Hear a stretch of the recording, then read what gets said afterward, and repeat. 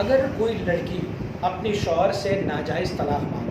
جبکہ بظاہر لڑکی کو اپنے شوہر کے گھر میں کوئی گھریلو جھگڑا بھی نہ ہو اور ایک اولاد لڑکی بھی اللہ نے عطا کی ہو، اور عورت اور اس کے گھر والے طلاق کے مطالبے میں لڑکی کے ساتھ ہو اور سمجھانے پر بھی نہ مانے، لڑکا اس نیت سے طلاق دے دے کہ لڑکی کا حق ہے، وہ اپنی شوہر سے علیحدگی شریعت کے حساب سے حق رکھتی ہے اور اپنی اولاد بھی باپ کے حوالے کر دے، تو اس میں شریعت میں گناہ گار کون ہوگا؟ ناجائز خلا لینے والی یا اس صورت میں طلاق دینے والا، اور اس مطالبے میں جو لوگ شامل رہے وہ لوگ کیا اس میں ملزم ہوں گے؟ طلاق کی حق اللہ رب العزت نے مرد کو دیا ہوا ہے، اور میاں بیوی کے درمیان اگر کوئی جھگڑا اور تنازعہ آ جائے تو پھر شریعت مطہرہ نے ہمیں اسے حل کرنے کے لیے بھی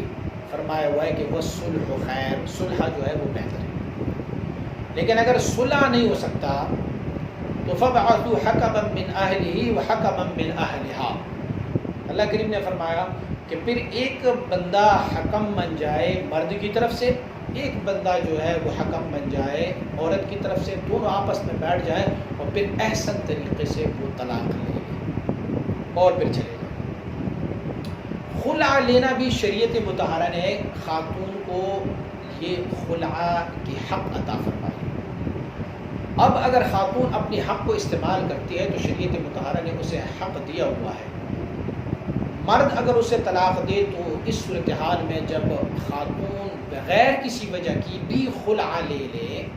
تو بھی دونوں پر کوئی جرح نہیں ہے، دونوں پر کوئی بھی بلیم نہیں کرتے، کیونکہ اس نے اپنے حق کو حاصل کیا ہے اور اس نے ان کو حق اپنا دے دیا ہے، لہٰذا اس میں سے کوئی بھی مجرم نہیں ہے۔ خاتون کو برگلایا گیا یا خاتون کو دھوکہ دیا گیا ہے تو دھوکہ دینے والے لوگوں کو گناہ تو ہے کہ انہوں نے ایک اچھے بھلے خاندان کو بگاڑا ہوا ہے، لیکن اگر خاتون اپنی مرضی سے وہ خلا لیتی ہے تو اس میں سے کوئی بھی کسی پر کوئی بلیم نہیں ہے، کسی پر کوئی جرمانہ نہیں ہے، اس نے اپنا حق حاصل کیا اور اس نے ان کو